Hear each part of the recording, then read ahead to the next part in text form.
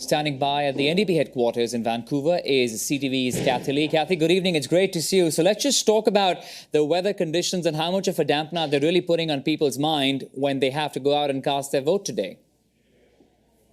Hey, Akshay, yeah, the rain is definitely another story that's kind of taking the centerfold this weekend. On a good day, you never know what voter turnout is going to be like, but on a day like today, so far it seems like it's okay. It looks like people are coming out. It's a steady stream. I mean, these are Vancouverites after all. They definitely are British Columbians for that fact. They experience the weather, rainy weather all the time. So it's just a little bit more rain. Now, there were a couple of voting stations where there was some disruption because of the rain, but I've been told that everything's back on track now. It's because of those electronic tabulators that are counting the votes. There were some outages, but now all of that is settled. So as far as I know, people are coming out. It's a steady stream. All right. People are, of course, braving the weather in BC as we speak today. Kathy, but let's talk about what's really happening in this race. It's an extremely tight race, and for many people, it's rather astonishing looking at how the BC Conservatives are actually performing.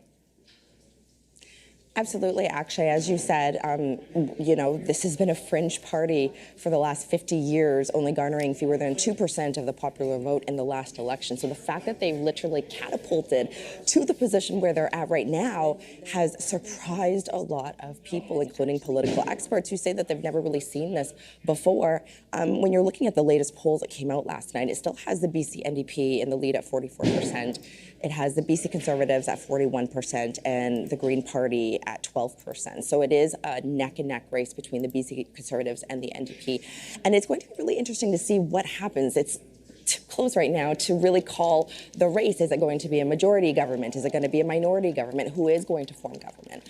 Some political experts that I spoke to did say, though, if they do form if the NDP, the BC NDP form a majority government with the Conservatives in opposition, it's going to be really interesting because they're so polarized. There's so much animosity between the two parties. It'd be interesting to see the dynamics between that.